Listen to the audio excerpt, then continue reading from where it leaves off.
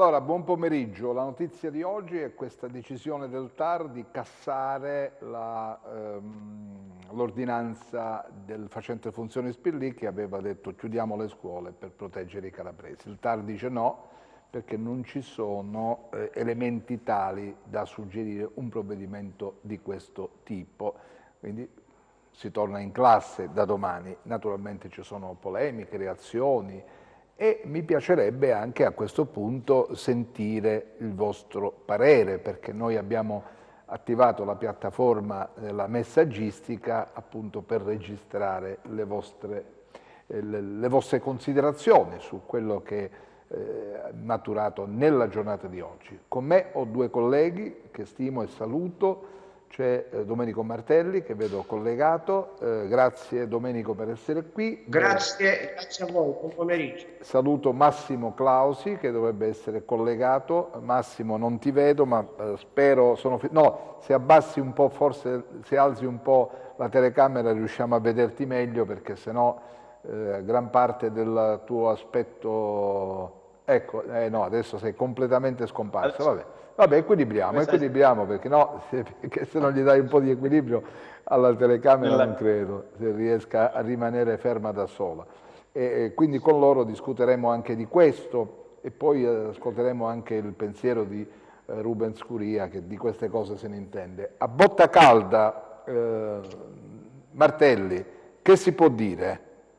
Io sono sconvolto, sono sconcertato da questo teatrino di ricorsi e di ordinanze, perché ne escono disorientati i ragazzi, ne escono disorientate le famiglie, perché è incomprensibile e vi chiedo in studio, chiedo a te, chiedo a Massimo, quando ci sarà Curia, se è razionale, concepibile e sta nelle cose di Calabria che alcune famiglie decidano sistematicamente di ricorrere, evidentemente investendo denaro proprio per una causa che il TAR non accetta gratuitamente, quindi anche su questo vorrei capire come si muovono certi ricorsi, vorrei capire quante sono queste famiglie e dopodiché però ci sono queste ordinanze deboli, queste ordinanze fatte in modo indifendibile, perché se la prima ordinanza e poi chiudo questo primo passaggio, se la prima ordinanza di chiusura poteva avere un non senso, quella di qualche mese fa, perché non c'era una direttiva nazionale in questa direzione, ebbene venerdì Spirlì fa un'ordinanza nello stesso giorno o qualche ora prima che lo stesso governo e il comitato tecnico scientifico soprattutto, riunendosi in forma urgente il sabato, il CTS fa una nota e dice laddove siete anche gialli, cari presidenti, chiudete anche in forma preventiva, perché è scientificamente consigliabile chiudere in forma preventiva. Come sia stato possibile annullare anche questa ordinanza, io tecnicamente non lo so, non lo voglio neanche immaginare, però qui siamo nel ridicolo. Sì, però se l'ordinanza non è costruita bene, se non regge, se non viene spiegato bene il motivo, se non ci sono numeri a supporto, è chiaro che diventa poi debolissima, fragilissima, no? Tu dici c'è l'appoggio anche del governo che ha detto guardate che nelle E il situazioni... Consiglio, sì, però insomma, se poi la strutturi in maniera debole, fragile, è chiaro che ho detto non ho detto passa al questo. vaglio. E sono d'accordo con te. Massimo Clausi, me lo date in linea? Finalmente ti vedo Massimo. Tu che ne pensi di questa storia? Io penso che innanzitutto bisognerebbe, come dire, evitare questa contrapposizione fra genitori, no? Mi sembra che ultimamente il dibattito si stia, come dire, dividendo fra i famosi genitori filotar che vogliono a tutti i costi la scuola aperta e quelli che invece vogliono a tutti i costi la scuola chiusa. La situazione ovviamente è molto molto più complessa e appunto non la possiamo ridurre a questa disputa dei genitori. Per tornare a quello che diceva Domenico, mi pare che il problema principale sia proprio come, almeno a leggere, diciamo, questa pronuncia del TAR, è come questa ordinanza è stata costruita, cioè nell'ordinanza non c'era una relazione relativa ai numeri dell'epidemia tale che come dire, potesse giustificare potesse giustificare questa chiusura. Anche per quanto riguarda le varianti al Covid, che come sappiamo sono molto invasive per i bambini, che poi è il problema di cui stiamo parlando, i dati riportati nell'ordinanza si riferiscono a una settimana che mi pare riguardi il 18 febbraio, quindi la data nel tempo, che pongono la Calabria all'ultimo posto in Italia per la diffusione di queste varianti. Quindi diciamo non c'erano i presupposti giuridici, ma il problema è che non possiamo continuare in questo modo, non possiamo continuare ad aprire e chiudere le scuole, perché qua rischiamo di fare impazzire innanzitutto i presidi e i docenti delle scuole, ma soprattutto i nostri bambini, perché ricordo che questa ordinanza Spirlì l'ha voluta estendere anche alle scuole dell'infanzia, quindi spiegare a un bambino di 5-6 anni: oggi vai a scuola, no, non ci vai, ma forse ci vai, non lo so, penso che sia forse come dire, un danno ulteriore rispetto a una situazione già complicata che tutti quanti stiamo vivendo.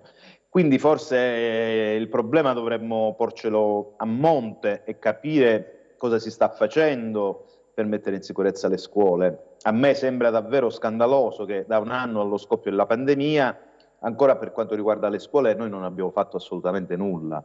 Se guardiamo la percentuale, per esempio, del personale scolastico vaccinato in Calabria è dello 0, qualcosa, cioè assolutamente ridicola. E questo non può andare bene. Insomma, dopo un anno allo scoppio della pandemia, noi la scuola la dobbiamo mettere a tutti i costi in sicurezza, perché la scuola è una delle colonne portanti della nostra società.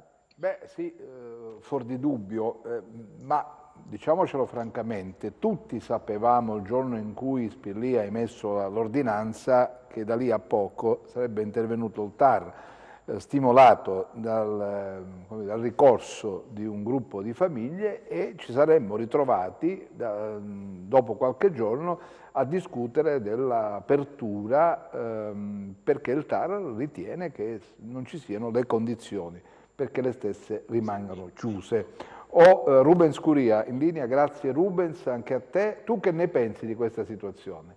Stiamo andando oltre il grottesco? Ma guarda, come tu giustamente hai detto, tutti ci aspettavamo la terza bocciatura dell'ordinanza. Io intanto sono d'accordo con quelli che affermavano che l'Italia è una repubblica fondata sui TAR, per cui praticamente in ogni regione abbiamo diversità di vedute. Però detto questo, se si va a leggere quanto ha scritto il TAR intanto contesta un aspetto, dice che non c'è stato un vero confronto, così scrive praticamente, tra le parti per quanto riguarda la chiusura delle scuole. Poi il TAR fa riferimento sempre ai posti letto di terapia intensiva, subintensiva. Sapete che siamo nettamente in questo momento al di sotto del famoso 30% in questo momento. Poi fa riferimento ancora al fatto che siamo una regione a rischio moderato e per ultimo alla contagiosità, che appunto è una contagiosità diciamo abbastanza moderata. Detto questo, io sono tra quelli favorevoli a mio parere alla chiusura delle scuole. L'ho ripetuto più volte perché non è tanto il problema della sicurezza delle scuole. Tra l'altro dovremo parlare anche della vaccinazione degli insegnanti che dovrà partire in teoria secondo il piano vaccinale 2 domani, dovrà partire e tra l'altro dovrà partire con una registrazione su una piattaforma, quella delle poste, su cui se vuoi ci torneremo poi ci torniamo un attimo. Perché tu sai bene che la piattaforma delle poste in Sicilia è attiva dall'8 febbraio, per cui tutta questa situazione che noi abbiamo di assembramenti in riferimento alle vaccinazioni sono dovute al fatto che come dire, c'è stato, ripeto ancora una volta, un fai da te, mancando una piattaforma dove potersi diciamo prenotare. c'è stato un fai da te da parte dei cittadini, da parte delle aziende sanitarie, che hanno dimostrato buona volontà, con tutto quello però che poi ne è conseguito. Ecco, quindi quando si fa un'ordinanza, a mio parere, di qualsiasi tipo, bisogna ben motivare, diciamo, l'ordinanza, perché appunto sia inattaccabile. Ecco, questo a mio parere è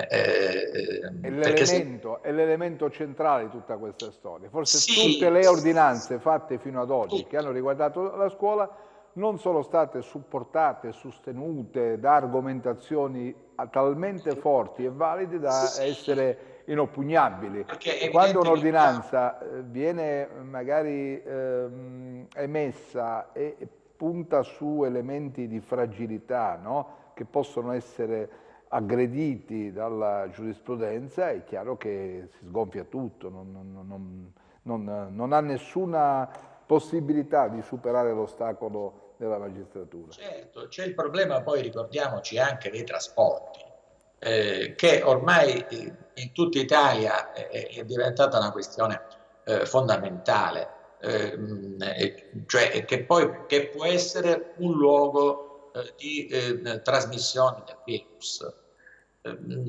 Ecco, tutta una serie di situazioni, però se noi, ripeto, acceleriamo finalmente nelle vaccinazioni, già faremo un passo in avanti.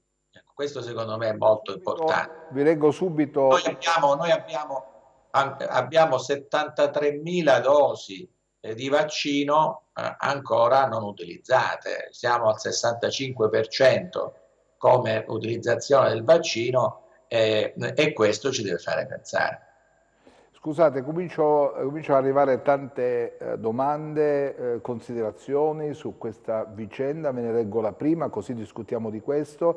Penso che a dover tutelarsi sia il diritto alla salute di tutti noi. Il verificarsi di un solo contagio in una scuola significa che la salute è in pericolo e va tutelata. Questa è una guerra che va combattuta. Partiamo da Domenico. Attilio, questo messaggio che hai appena letto è esattamente in epigrafe lo sconcerto che si prova nel vedere battuta un'ordinanza che era stata emessa a tutela di tutti quanti noi. Tu mi devi trovare una scuola sul suolo calabrese che non abbia un caso di Covid al proprio interno a chiusura di venerdì scorso. Facciamo un conteggio settimanale. Non esiste. È veramente incredibile, incomprensibile come sia stato possibile farsi annullare anche questa ordinanza che per la prima volta rispetto alle altre due poteva esibire un passaggio testuale del Comitato Tecnico Scientifico di sabato.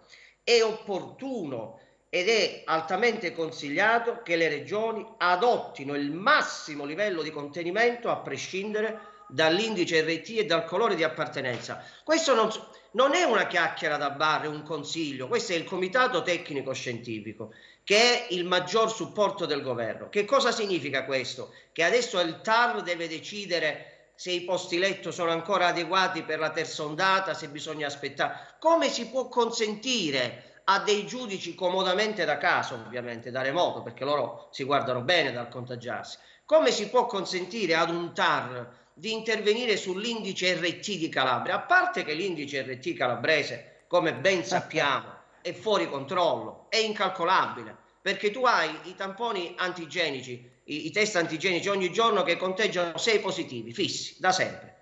Tu hai un livello di perimetrazione dei tamponi stessi improponibile a livello del paese. L'indice RT calabrese era 1,01 3 giorni prima che scendesse a 0,81. Ma chi ci crede più? Ma chi ci può più credere all'indice RT calabrese? Allora, Spirlì non ha fatto altro che far scrivere male ai suoi tecnici, i quali dovrebbero dimettersi in blocco, una ordinanza che non poteva essere sospesa questa volta, perché aveva il supporto massimo a livello scientifico ed epidemiologico, cioè Care regioni, fate, a prescindere dal colore di appartenenza in cui vi trovate e dall'indice RT, adottate le massime misure di contenimento. Tra queste, lo scrive il CTS, purtroppo aggiungendo, c'è da chiudere le scuole, perché la barzelletta delle finestre aperte, delle mascherine e del distanziamento a scuola non esiste. Poi, se vogliamo impiantare discussioni sociologiche, filosofiche, umanistiche del primo, secondo, terzo, quarto millennio sull'importanza della formazione, la socialità, sono fesserie in questo momento, Attilio. Tu hai 1 mese, 2 mesi davanti per vaccinare tutti e riprendere a vivere, il resto sono fesserie. Leggo un altro messaggio e poi chiedo l'intervento di Massimo Clausi. Ci scrive l'avvocato Francesco Chiaia, dice: al netto delle polemiche vorrei far rilevare un dato su tutti, medici, specialisti, il personale sanitario, tutto contano sempre meno rispetto ai giudici amministrativi che per ovvi motivi motivano per contagio da Covid-19. In alcuni distretti tengono udienza solo in remoto. E ancora un altro avvocato che scrive, l'avvocato Mancuso, la decisione del TAR dice aberrante, speriamo che intervenga lo Stato. Massimo, aggiusta la telecamera però come sempre perché l'hai lasciata libera e quindi non ci restituisce per intero la tua immagine. Vai Massimo. Niente, non vi perdete niente di particolare, diciamo. No, che dire, il punto è proprio questo, no? Come diceva Domenico, dobbiamo cercare di capire perché il TAR respinge questa ordinanza. Qualcuno dice, come gli avvocati che ci hanno scritto, vabbè, forse si dovrebbe abolire il TAR, un altro poco, insomma, dobbiamo abolire questo istituto, ma al di là di quello, il punto vero è che le ordinanze che emana Spirlì sono deboli, ma sono deboli proprio per i motivi che diceva Domenico, ovvero sia che qui il rischio l'andamento del contagio è assolutamente fuori controllo. Noi stamattina pubblichiamo diciamo, il verbale del CTS regionale della famosa unità di crisi, dove scrivono palesemente, nero su bianco, che insomma non hanno nessuna idea di come sta andando la vaccinazione, non hanno nessuna idea di come sta andando il contagio, perché ci sono delle situazioni davvero fuori controllo. Basta pensare che solo ieri hanno fatto qualcosa come 1000 tamponi, insomma, quindi una cifra abbastanza ridicola. Allora, se noi andiamo avanti così, è chiaro che il TAR boccerà ad oltranza queste ordinanze e continuiamo a cadere nel ridicolo, perché voglio dire non ci sono solo discorsi, voglio dire, così filosofici dietro questa vicenda. Dietro questa vicenda ovviamente ci sono delle famiglie, no? Magari famiglie che si sono organizzate in qualche modo. C'è chi per esempio ha preso una babysitter per questi 15 giorni di presunta chiusura e adesso non lo so come deve fare sostanzialmente.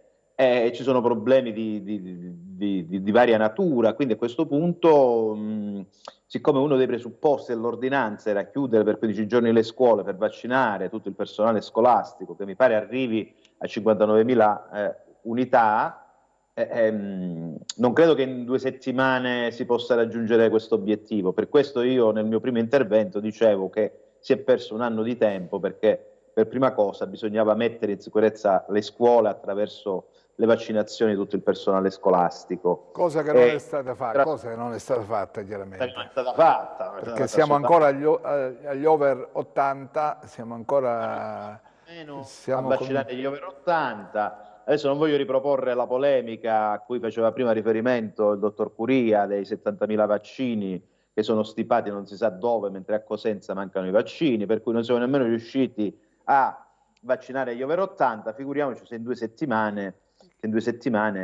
riuscivamo a vaccinare il personale scolastico, fra l'altro su base volontaria, per cui ci potrebbero essere anche i docenti o il personale ATA che non aderisce al vaccino, e quindi magari anche questa cosa non va in porto. Insomma, mi pare che la cosa si stia gestendo in maniera assolutamente confusa.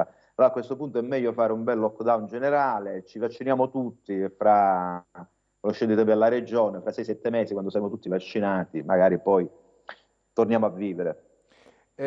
Rubens, senti, ti chiedo questo, ma tu In che posizione ti poni quando leggi la sera il consueto bollettino del contagio in Calabria? Lo guardi con attenzione, lo ritieni veritiero, lo ritieni una sorta di strumento utile per capire? Guarda, sarebbe uno strumento utilissimo, però è evidente che è necessario che il tracciamento di cui abbiamo parlato tante volte ed è fondamentale che si attui praticamente, sia un tracciamento che deve essere fatto in tutte le aziende, in tutte le province della nostra regione in modo abbastanza cospicuo.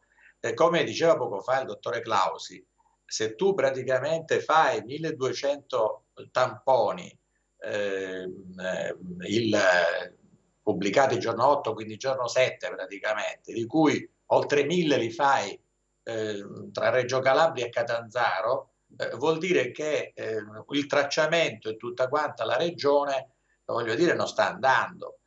E ecco, io mi sono un po' meravigliato, vi dirò, vi confesso, quando ho visto che la Calabria è stata posta in zona gialla, perché abbiamo da una parte, sappiamo che il tracciamento non viene fatto, diciamo, in modo cospicuo come dovrebbe essere fatto.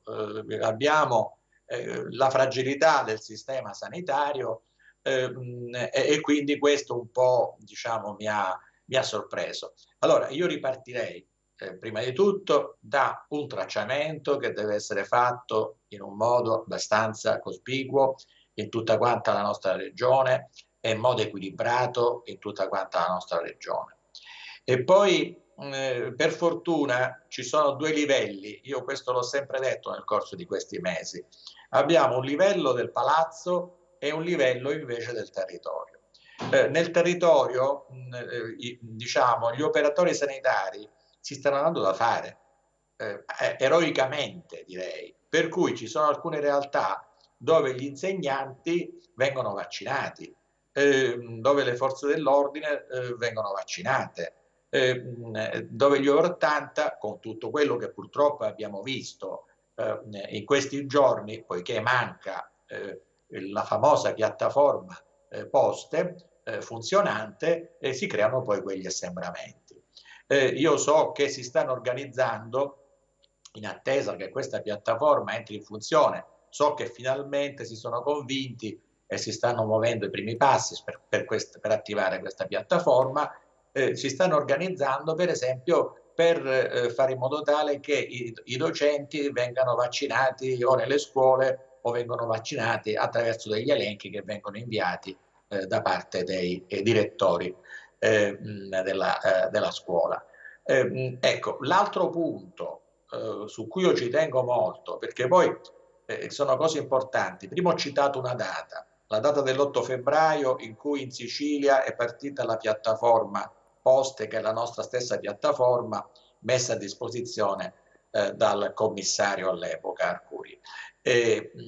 L'altra data importante da non dimenticare è stata quella del 19 febbraio, quando si è firmato l'accordo tra i medici di medicina generale e la regione perché appunto potessero anche loro, diciamo, intervenire nelle vaccinazioni. Ecco, allora, riepilogando, tre sono i punti fondamentali: tracciamento, piattaforma per le prenotazioni per impedire poi praticamente il fai da te con tutto quello che ne consegue, intervento dei medici di medicina generale. Sono questi i tre punti su cui sono mesi, si discute e che però... Ruben, scusami, noi proprio oggi nel nostro telegiornale abbiamo ospitato il segretario del sindacato dei medici di base, Rosalbino Cerro, il quale dice sì, noi abbiamo dato la nostra disponibilità, ma non ci assumiamo la responsabilità di prendere le prenotazioni. Questo è un compito che spetta agli organismi che ogni ASP ha preposto a tale compito, per cui noi questo non lo possiamo fare, non lo facciamo E si è creata questa sorta di confusione, perché il cittadino chiama il medico di base e dice voglio prenotare, dice no, non devi prenotarti da noi, devi chiamare, nel caso di Cosenza per esempio, alla COT. La COT scrive e aspetta al telefono cerca di prenotarsi, poi trova il disco che gli dice no, guarda, rivolgiti al medico di base. E in questa situazione diventa difficile.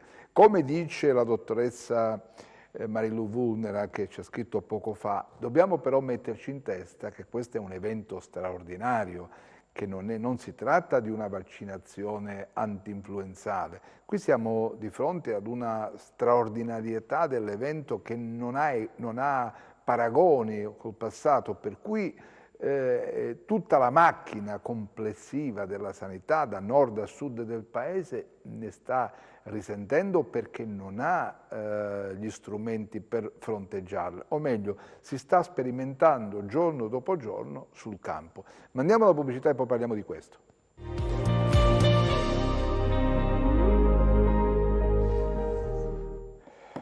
Inutile dirvi che arrivano tantissimi messaggi, ma poco alla volta vediamo di farveli ascoltare tutti. Allora, Domenico, ho introdotto quest'altro argomento, questo evento straordinario del quale bisogna che tutti quanti noi ne prendiamo atto, se no non se ne esce.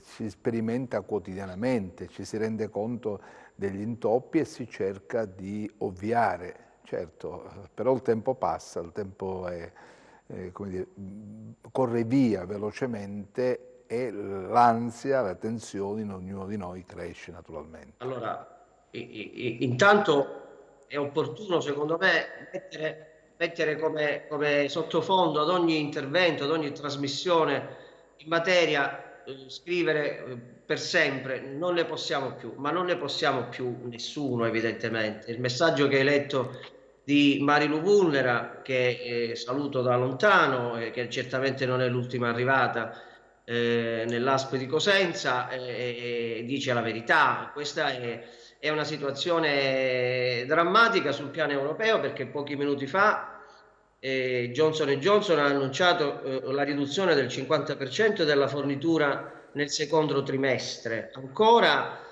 non era arrivato il suo tempo, ma ci sta già avvertendo che quando arriverà il suo tempo, probabilmente da giugno in poi, il secondo trimestre diminuisce la fornitura e tu c'hai AstraZeneca che non vuole nessuno, perché oggi era su tutti i quotidiani nazionali polemica di alcune importanti ASP del paese che non stanno usando AstraZeneca perché protegge al 60% e la maggior parte delle persone lo ritiene inutile. Non solo, l'immunologa Viola sulla 7 ripete tutti i martedì che AstraZeneca è un vaccino che tampona poco la faccenda e gli altri due non li hai quasi più, ne hai pochi, e questo su scala europea, su scala globale. Quindi immaginiamo che cosa succede in una terra del genere dove, come diceva giustamente Curia, c'hai 73.000 dosi che non stai usando perché poi non ti sai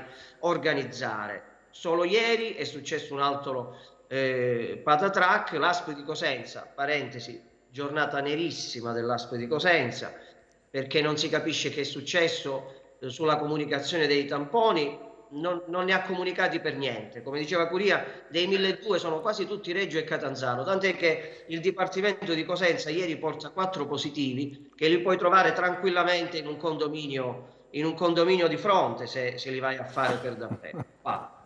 Sì, ma li trovi tranquillamente. Quindi non solo, poi è venuta fuori una denuncia stranamente non firmata dai responsabili del comparto sanità, ma comunque congiunta di CGIL e CISL UIL, su una presunta sparizione di un lotto di vaccini. Però questa nota, scusami Domenico, perché anche noi in redazione ci abbiamo letto, ma non abbiamo trovato nessuna conferma, abbiamo chiamato... A me non è mai arrivata.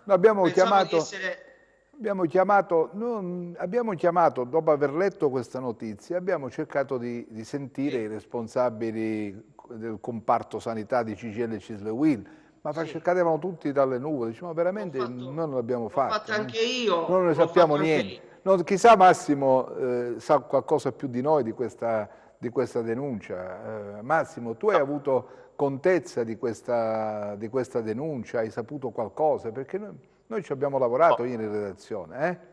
Sì, no, anch'io ho ricevuto questa nota. Aggiusta come al solito l'inquadratura, ecco così. Ecco. Abbiamo ricevuto questa nota, ma anche noi non abbiamo trovato conferma rispetto appunto ai responsabili. Ma chi l'ha scritta questa nota? Questo è un bel mistero. Questo è un bel mistero. È uno dei tanti misteri che, insomma, che ci sta regalando questo periodo. Sì, però tu la firmi CGIL, CISL e UIL, comparto sanità, insomma, chi rappresenta CGIL, CISL e UIL nel comparto sanità sono persone fisiche, hanno una faccia, io ho chiamato uno di loro, mi dice, ma veramente dice, io non ne so nulla di questa nota. Quindi è un mistero. Che dice Domenico, stava dicendo qualcosa Domenico, mi pare. Questo, ho chiamato personalmente uno dei responsabili del comparto sanità, mi ha detto l'ho letto pure io dalla stampa, non ne so nulla. Mistero, Massimo, mistero anche qui. Magari i responsabili del comparto chiariranno, smentiranno per capire cosa è successo. Ci sono molte cose strane in questo periodo, Ci sono molte cose strane.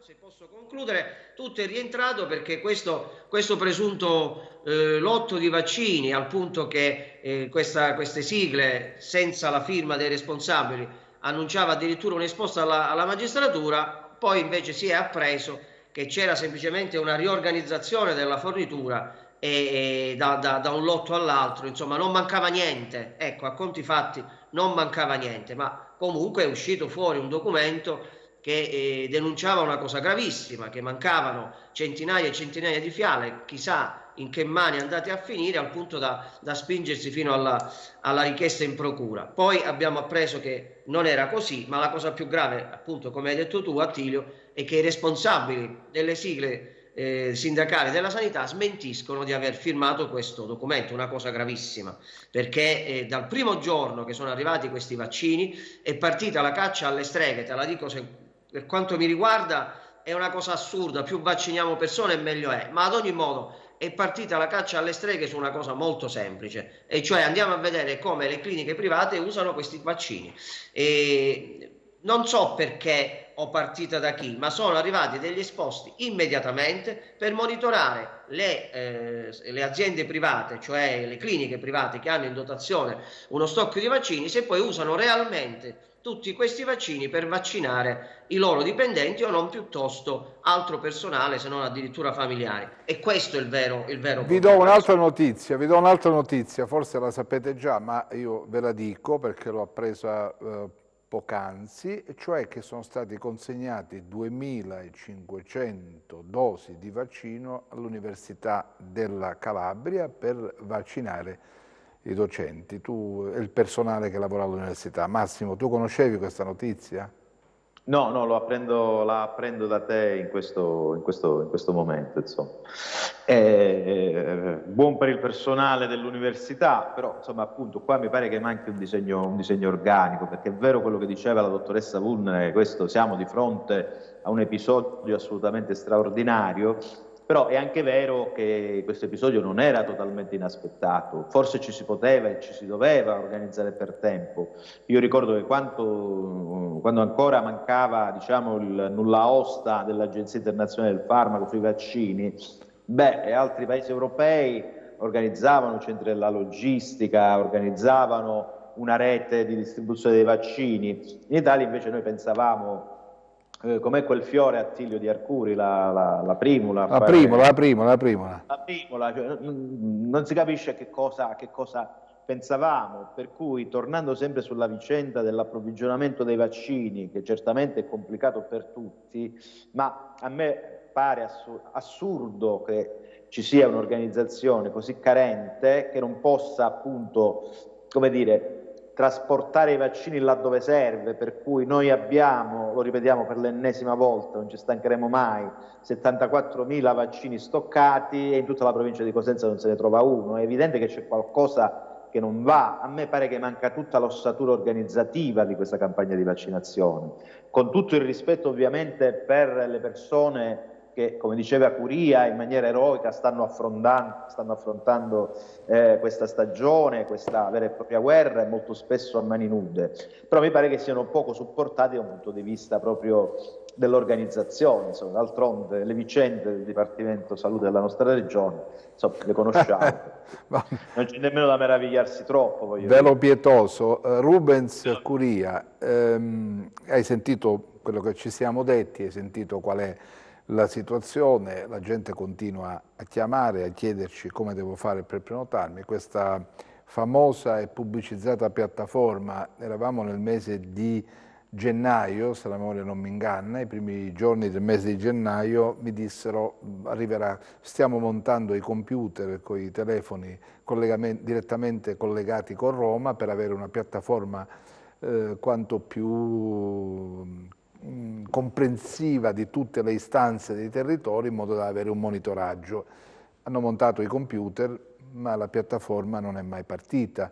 Per cui il cittadino, ricevo telefonate di persone sole in casa che hanno una certa età, che non sanno a chi rivolgersi, chiamano noi dicendo ma potete farla voi a posto mio la telefonata per prenotarmi, io non so cosa fare, non ho parenti, non ho nessuno, chi pensa a me? Ecco, io quando sento queste cose, quando sento queste situazioni che arrivano attraverso il telefono, dico ma possibile che nessuno ha pensato a questa gente? Chi li aiuta in questa fase difficile? Se abbiamo noi difficoltà, per esempio, a intravedere il periodo entro il quale potremmo fare il vaccino, perché io non so esattamente quando mi toccherà farlo, fra 5, 6 mesi, 7 mesi, non lo so. Immaginiamo questa gente, allora forse andava organizzata in maniera diversa, no? Una cosa semplice, veloce, dinamica, evitando anche l'uso di strumenti della tecnologia per la gente che ha una certa età, perché diventa difficile mettersi lì, che vuoi, una donna di 85-86 anni, mia mamma si mette al computer e si prenota attraverso la piattaforma? La vedo una cosa irrealizzabile. Non ti ho sentito, Rubens, vogliamo alzare il livello dell'audio di Rubens, per favore? Non riesco a sentirlo, mi date il collegamento? Pronto? Ecco, Pronto? adesso sì, ti sento. Perfetto. E allora, sempre ritornando al piano vaccinale 2 elaborato dalla Regione Calabria, lì era previsto che contestualmente agli over 80 anni venissero vaccinati anche i soggetti fragili. Non dimentichiamoci i soggetti fragili. Qualcosa si sta facendo perché questi soggetti fragili vengono vaccinati nell'ambito degli ospedali, in rapporto praticamente alla branca specialistica. Però abbiamo, tra questi soggetti fragili, abbiamo gli allettati, perché sono parecchi praticamente, cioè quelle persone che non possono andare in ospedale.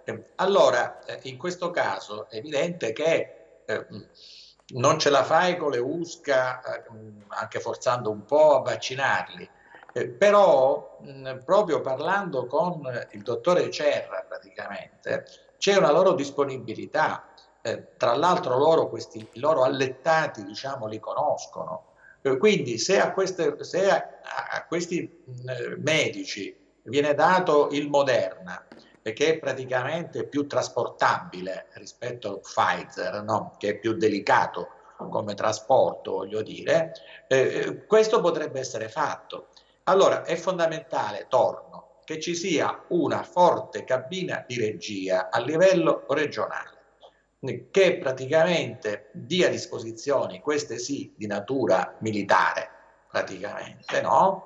Fermo restando poi alcune specificità nelle varie aziende sanitarie. Allora noi dobbiamo mettere in campo questo grande esercito di vaccinatori e farlo diciamo in modo tempestivo, e questo è fondamentale, per recuperare quelli che sono appunto i nostri ritardi. Si dice, leggiamo tutti quanti, me lo auguro, che nel mese di aprile ci saranno parecchi vaccini, diciamo, in Italia. Così si afferma e io me lo auguro. Ma intanto cerchiamo di utilizzare i vaccini che noi abbiamo. Ecco, questo sforzo è fondamentale fare. Ripeto, io ripeto fino alla noia. Quindi tracciamento, accordo con i medici in medicina generale, piattaforma e disponibilità di locali. Questi sono i 4 punti. Certo, paghiamo e scontiamo degli errori, perché quando nel mese di marzo 2020, ripeto marzo 2020, il governo Conte emanò il decreto 14, in quel decreto 14 c'era scritto che le aziende, le regioni, alla luce del nuovo fabbisogno, potevano definire un nuovo fabbisogno del personale. È evidente che il fabbisogno qual era? Era quello di medici ospedalieri attinenti alla terapia intensiva e alla semi-intensiva, operatori dei laboratori di analisi pubblici per il tracciamento e medici dell'igiene pubblica. Queste praticamente erano le 4. Allora, domanda, la Regione Calabria queste cose a marzo, questi compiti a casa, li fece o non li fece? Che poi è evidente che dobbiamo mandarcele queste cose.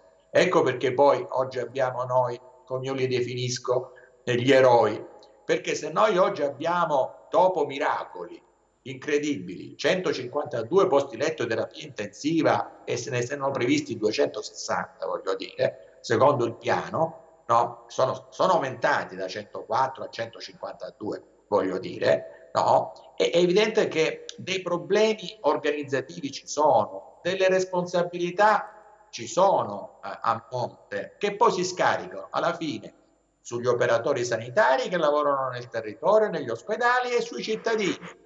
Questa è la situazione, dobbiamo dirlo. E lo diciamo come? In un modo costruttivo, voglio dire, per dare una mano su questo. Bene.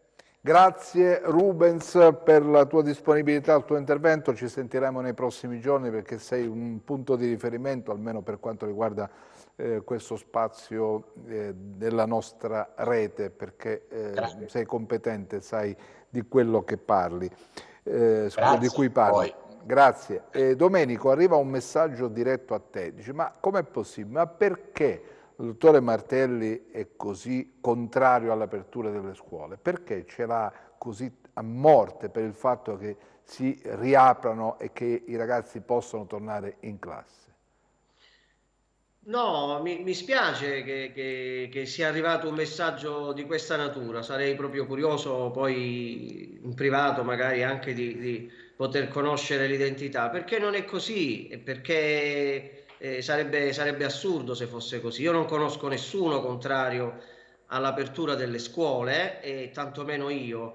E conosco però, vorrei conoscere sempre di più persone di buon senso. Io non ho mai accettato dall'inizio, dai tempi di azzoliniana memoria, l'impostazione che la scuola è un luogo sicuro. Questo è inaccettabile, perché non è colpa della scuola, ovviamente, se il contagio poi all'interno di una classe può circolare. Non è colpa di nessuno, ma è nelle cose. È uno stabile come un altro, come lo è un negozio se ci stai 5 ore, come lo può essere un ristorante. E quindi da un punto di vista strutturale io lo considero alla stregua di uno stabile qualsiasi che tu cerchi di frequentare il giorno per pochi minuti, perché non penso che nessuno di noi resta 5 ore in un ambiente al chiuso e con queste mascherine che poi sappiamo bene i bambini, ma soprattutto i ragazzi, tengono molto poco, perché poi voglio sottolineare che i bambini li ho visti molto più disciplinati degli adolescenti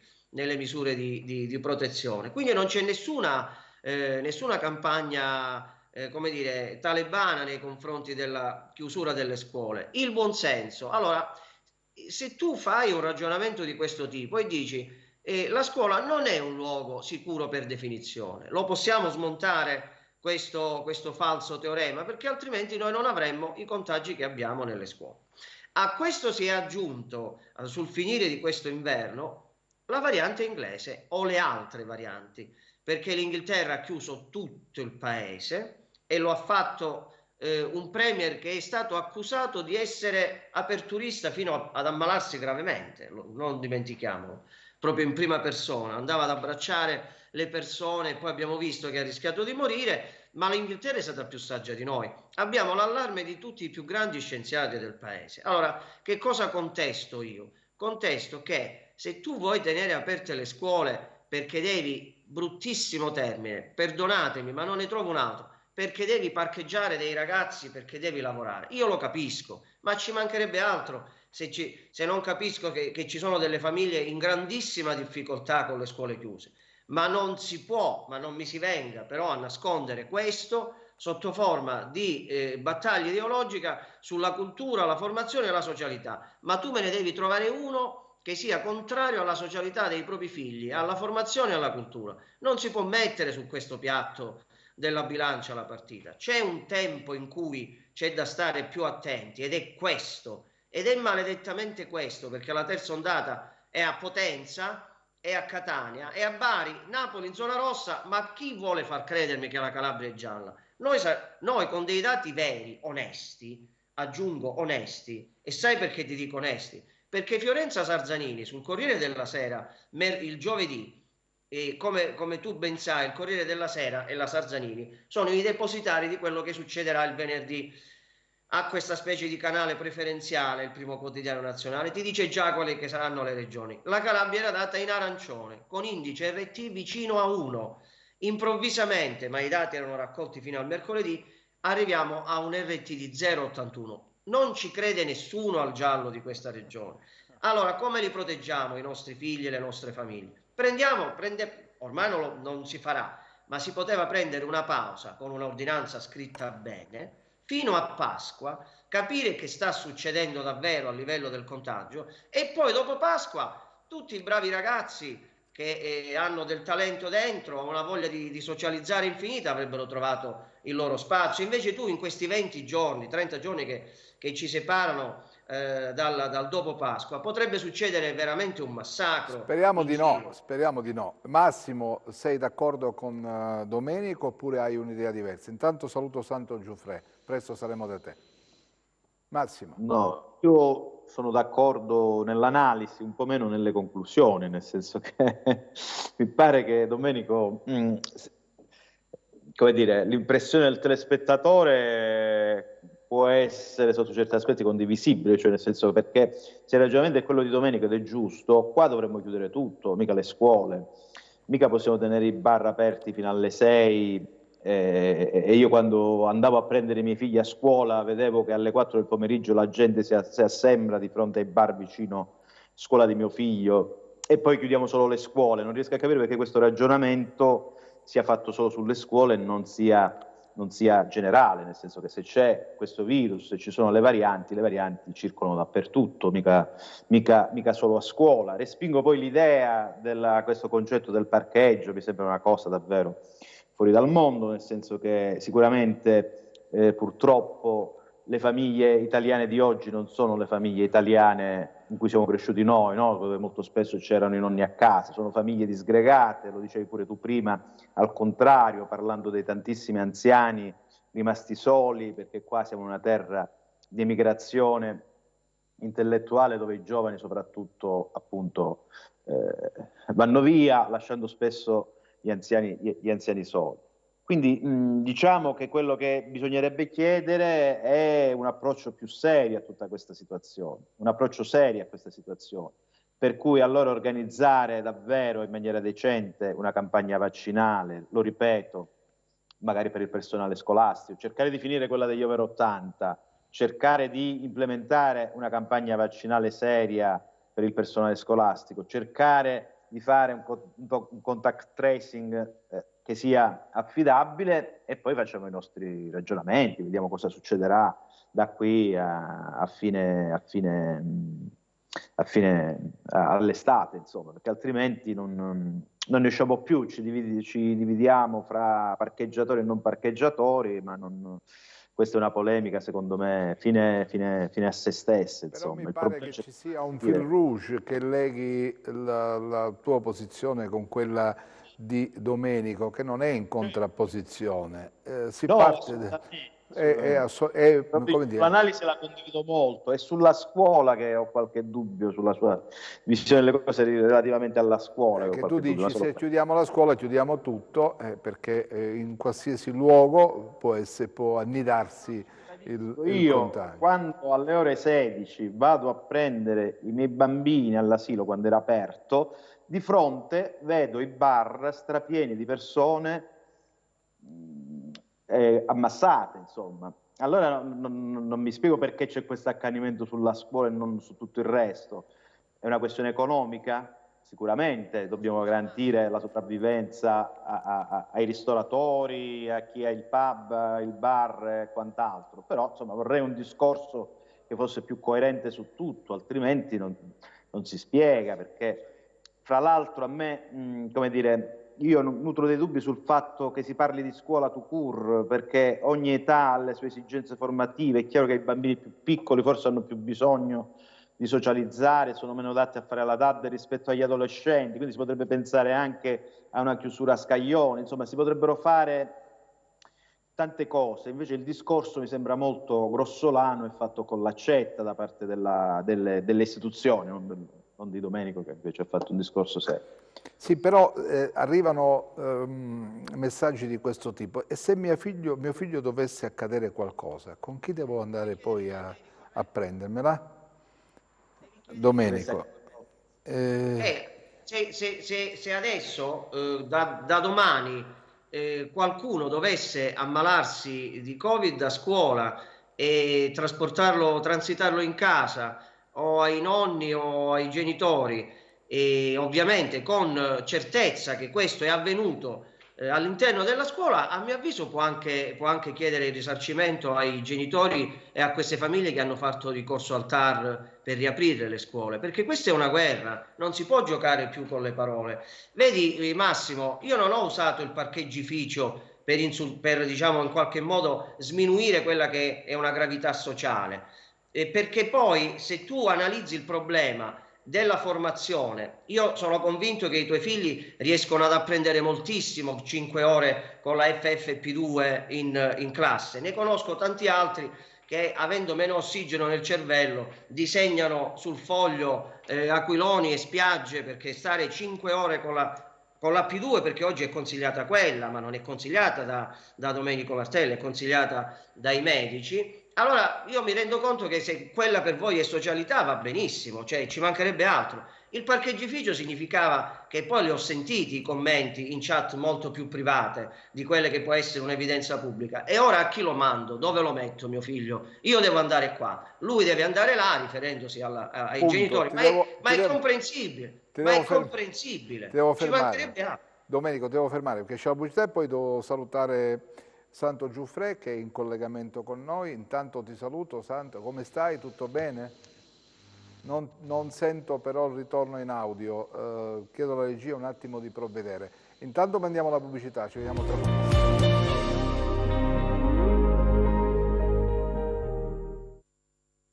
Allora, intanto ricordo che è entrato in trasmissione Santo Giuffre, lo saluto. Santo, come va il tuo libro? Dimmi subito se il tuo libro funziona. Sì, mi hanno detto che lo stanno leggendo tutti, quindi anche perché in fondo io mi sono imbarcato a scrivere cose che diciamo, cose particolari, insomma, ecco, che forse sono quelle cose che certamente non sono state mai raccontate fino adesso.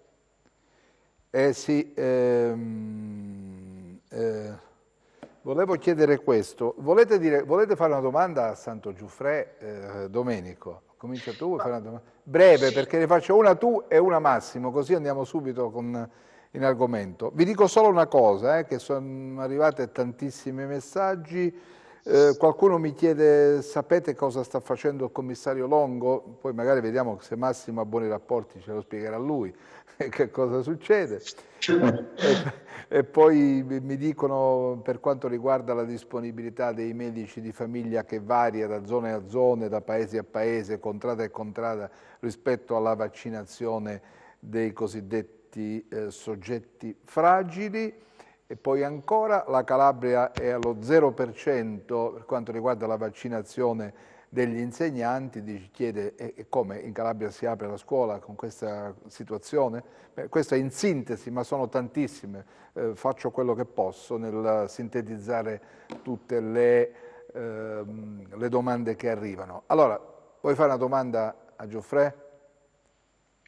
Domenico. Faccio io? Sì, vai. Geoffrey naturalmente è il sacerdote, il vescovo dei bilanci truccati dell'ASP di Reggio. Il vescovo? Sì, è vescovo. A lui si deve tanto sul piano giornalistico e anche inquisitorio. Quante minacce di morte ha ricevuto Geoffrey? Ma sai, effettivamente su questo aspetto le minacce di morte più che altro si sono fregati i soldi, cioè minacciarmi di morte a me ormai che se li hanno portati i soldi via non aveva nemmeno senso farlo. Una sola volta appena mi sono dimesso, penso che fosse a Roma, incontrai uno insomma, che mi disse le solite cose quando si dicono in queste cose, chi te la faceva fare poteva andare a finire, se andava avanti saresti andato a finire male.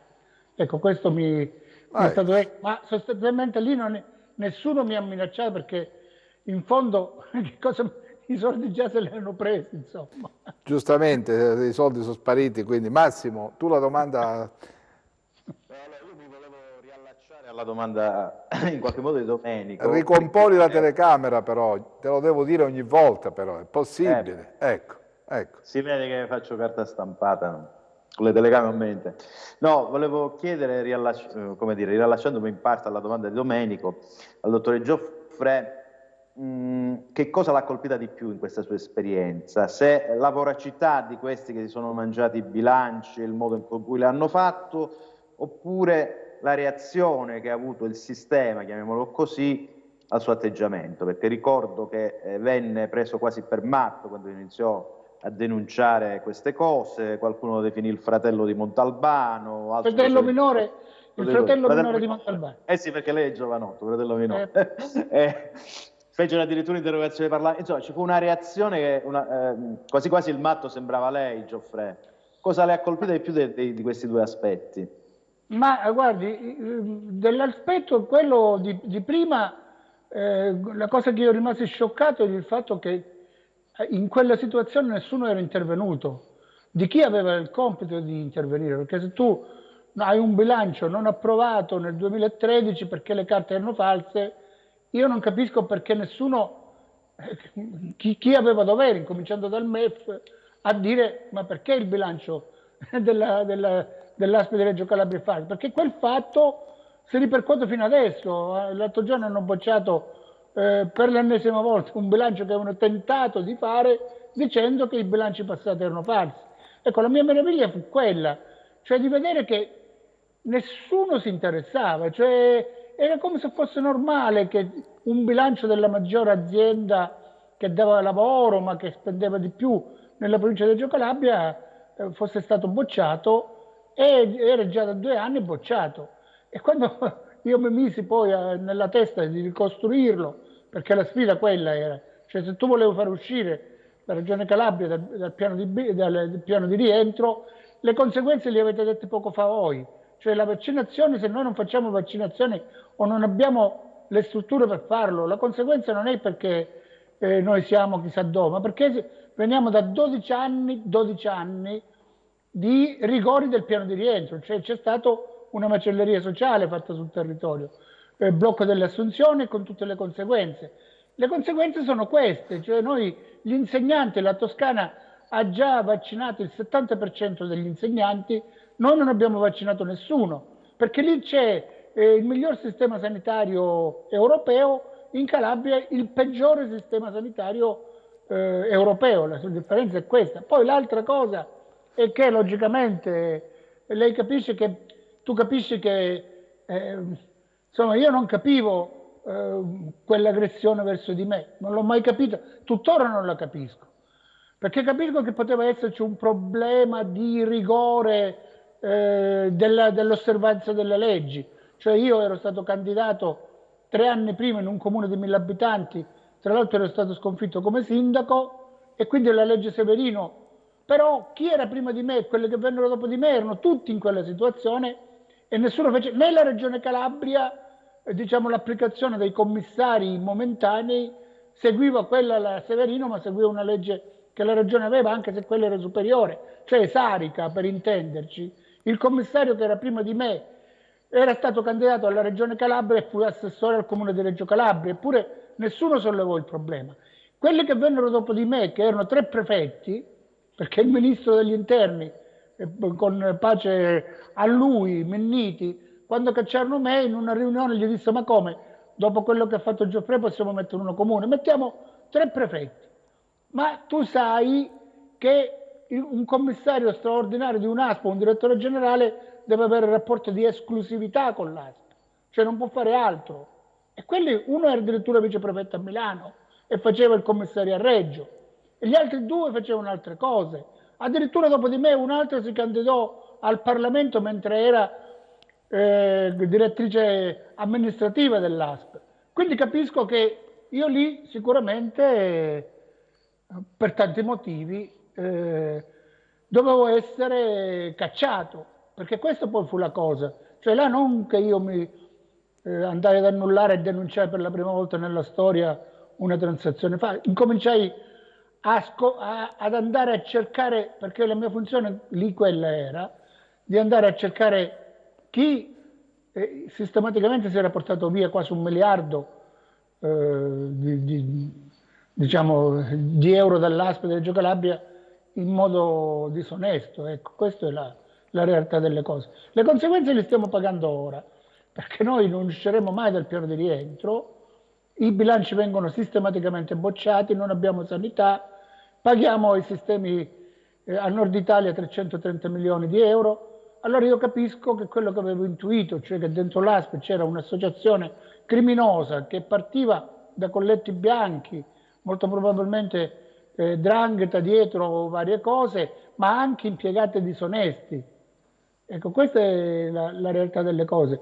D'altronde, ora dopodomani i commissari vanno via, quelli che erano stati mandati dopo lo scioglimento dell'ASP. Sono stati 2 anni, escono con un rapporto in cui dicono che l'ASP di Reggio Calabria è fuori controllo. Allora voglio capire io a che serve lo scioglimento di un'ASP. Vero. Questa è la vera domanda. Perché? Che cosa sciogliamo quando sciogliamo? Cioè, che cosa si fa? L'ASP di Reggio Calabria è stata 2 volte sciolta, nel 2008 e nel 2019. Tutte e 2 alla fine, uno dato a un generale Cetola, figura di altissimo prestigio come questi che ci sono stati, alla fine tutte e 2 hanno detto che l'ASP c'è un male oscuro dentro, che se non si entra, cioè se non si azzera tutto e non si incomincia a scavare e a fare un'operazione di, non pulizia perché non è quello ma un'operazione di ricerca seria, che non la fai in 1 mese, in 1 anno, ma la fai sistematicamente, non ne viene fuori, perché i dirigenti che c'erano nel 2008 c'erano ora, chi causava la spesa allora la causava ora, chi intratteneva rapporti con i privati e comprava anche le prestazioni, perché le ASP, voi sapete, comprano prestazioni dai privati visto che non abbiamo strutture, e logicamente chi gestiva i concorsi, il personale, l'ufficio legale rimanevano uguali.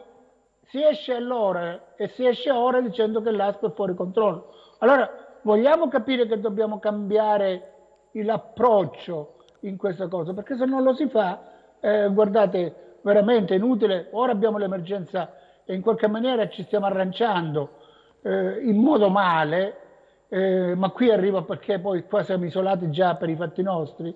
Ma voi capite, se fossimo in un'altra situazione, con una popolazione di 5-6 milioni di abitanti e con una struttura povera e debole come siamo, cosa sarebbe successo? Allora io il mio grido di allarme è questo, di dire: i commissariamenti, lo scioglimento delle ASP così come sono, non producono gli effetti che lo Stato o chi lo fa, diciamo, si prefigge di fare. Cioè noi non otteniamo nulla con lo scioglimento, cioè dove tu decimi solo e cacci solo i vertici, che possono anche essere gente nominata da 2 mesi là, che non sanno nulla, e si lascia tutto l'apparato, quello che intrattiene realmente e sostanzialmente i rapporti con tutti, lo lasci integro. Vero, vero, Santo, vero. Domenico, arriva una domanda per te, anzi è anche una sollecitazione per Massimo Clausi. Scrive l'avvocato Chiaia: seppur occupandomi di altro settore del diritto, credo che il risarcimento e responsabilità in caso di contagio da domani tracciabile si possa anche, forse soprattutto, intravedere in capo al giudice monocratico amministrativo che ha annullato l'ordinanza, perché poteva egli ben chiedere un soccorso istruttorio, attesa la delicatezza della materia. Questa è la prima domanda, e poi dice: vince la minoranza, una questione seria trasformata in guerra politica. Questa è un'altra domanda. E poi ancora per Massimo Clausi: se fosse in vita la Presidente Santelli, forse a questo punto non saremmo giunti, nel senso che ad una sua ordinanza nessuno si sarebbe opposto. E ancora: mia moglie ha patologie rare autoimmuni, che faccio se mia figlia torna da scuola portando il virus? Per adesso 2 volte mi è andata bene. Allora, comincia Domenico, rapidamente perché facciamo un giro veloce. Sì, l'avvocato che ti ha scritto questo in realtà ha supportato tecnicamente quello che stavo dicendo, e cioè che a questo punto anche la strada del risarcimento di chi sopporta tutto questo non è insensata, e ovviamente avrà ragione lui nel ritenere che il responsabile di questo eventuale risarcimento debba essere il giudice monocratico, da casa, comodamente da casa, a giudicare il ricorso. Io avanzavo anche l'ipotesi che potessero in qualche modo, magari anche moralmente, rispondere le famiglie che sistematicamente ricorrono contro le ordinanze, ma mi rendo conto che questa non è materia mia, ma purché risponda a qualcuno. E l'altra domanda qual era? L'altra domanda che ti ho fatto, l'altra domanda era questa qui, aspetta che la ritrovo adesso, perché ne arrivano a iosa. Vince una minoranza, dice. Sì, vince una minoranza e su sono una d'accordo. questione seria trasformata in guerra politica. Sì, vince una minoranza ed è tutto un disegno politico. Io di questo ne sono convinto, e come giornale ce ne occuperemo presto, perché ho la netta sensazione che nel reclutamento dei ricorrenti, negli studi legali che propongono ricorso e nell'esito scontato nei confronti del TAR, che sistematicamente prende sempre la stessa decisione, c'è un disegno politico di delegittimazione totale del presidente Spirlì, e per questo c'è la terza domanda, che ovviamente è rivolta a Massimo, perché a questo punto la risposta è chiara. Allora Massimo, mi senti? Abbiamo perso il collegamento con Mano, l'abbiamo, ecco. Però non ho sentito cosa hai detto. Perché allora, se fosse in vita la Presidente Santelli, l'avesse scritta lei l'ordinanza, nessuno, dice il telespettatore, si sarebbe opposto. Che dici? Ovviamente non lo sappiamo, è probabile, spero che... Penso voglia sottolineare anche la personalità, no? Il peso specifico, politico. Questo sicuramente, stavo completando appunto il mio ragionamento, sicuramente ha un peso, però io non lo so, non ammanterei di politica questa vicenda che invece è sanitaria, al netto di quello che ha detto Domenico rispetto ai ricorsi, insomma. Però voglio dire, mi sembrano discorsi un po' campati per aria, così come quello del risarcimento del danno. Bisognerebbe dimostrare, per esempio, che il figlio della signora ha contratto il virus a scuola e non per strada in un'altra e non situazione. È come lo dimostri questo? Come lo dimostri? Quindi non parliamo di risarcimenti, perché sennò appunto su questa storia mi pare che ci stia sfuggendo un po' la razionalità di vista. Io dico che la Santelli forse certamente avrebbe fatto un piano di vaccinazione più serio, non avrebbe fatto un'ordinanza senza prima predisporre appunto un piano di vaccinazione del personale scolastico, perché poi inevitabilmente ti viene bocciata.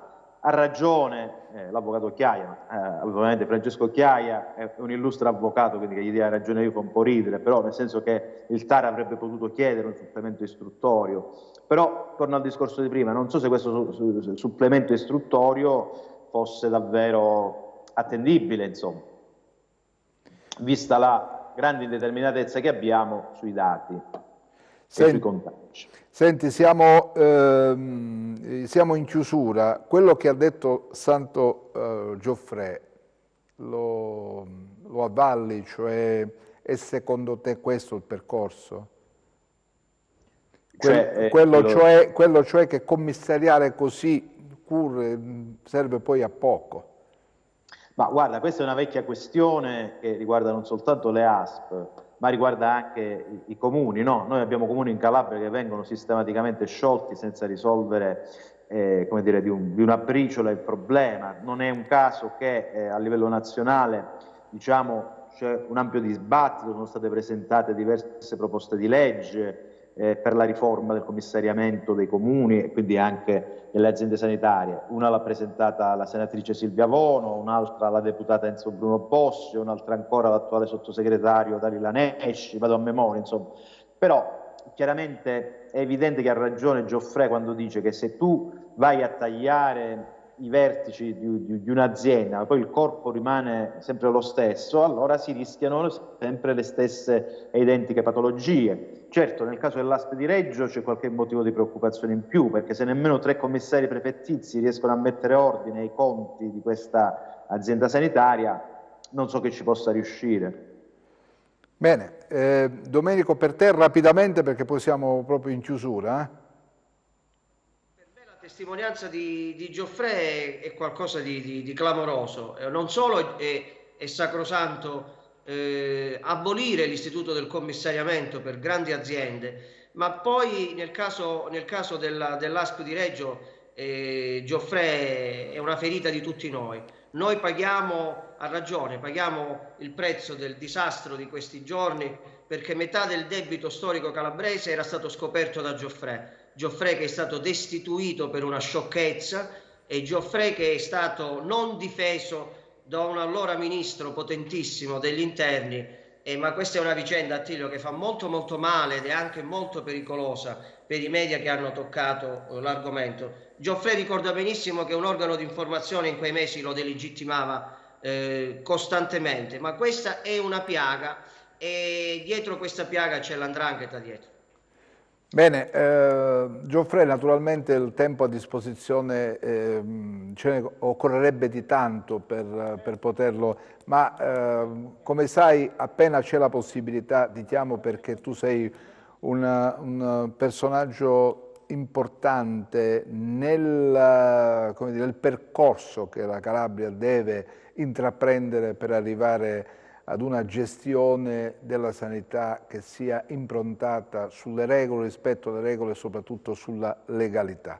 Grazie per il contributo che dai ogni volta. Ci sentiamo presto, Santo. Vi posso dire questa notizia, adesso proprio siamo in chiusura praticamente, che la questione legata alle prenotazioni, alle difficoltà di prenotare, il problema è ascrivibile ad un difetto del sistema informatico, è andato in tilt per sovraccarico, Massimo e Domenico, quindi questo ha fatto saltare tutto. Immaginate che cosa accade oggi, sta accadendo e cosa i cittadini pensano di questo momento difficile. Certo, un sovraccarico, forse evidentemente fare la centrale unica per raccogliere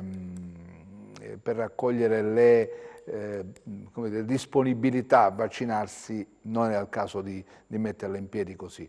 Rapidamente, Domenico, 3 secondi e poi Massimo. Mirta Merlino sulla 7 scrive pochi minuti fa: in Calabria la gente nel 2021 non ha un portale per prenotare il vaccino, tutti in fila come nel 1960, e se sei fortunato riesci a vaccinarti, se no te ne torni a casa dopo 4 ore di fila. Penso che stiamo facendo la figura che meritiamo. Punto. Massimo. Cosa vi devo aggiungere rispetto a quello che ha detto la Merlino? È così, chiaramente il sistema di prenotazione è un sistema arcaico. Tu prima parlavi appunto dell'unico numero disponibile per tutta la provincia, dove bisognava attendere anche un'ora per sentirsi dire, magari quando finalmente avevi la fortuna di prendere la linea, la ricontatteremo. Insomma, è chiaro che tutto questo sistema va rivisto, e ribadisco quello che ho detto prima, c'erano mesi e mesi per pensare a come gestire questa cosa, come al solito ci riduciamo all'ultimo momento con i risultati che abbiamo sotto gli occhi. Bene, grazie, grazie per la cortese partecipazione a questa trasmissione.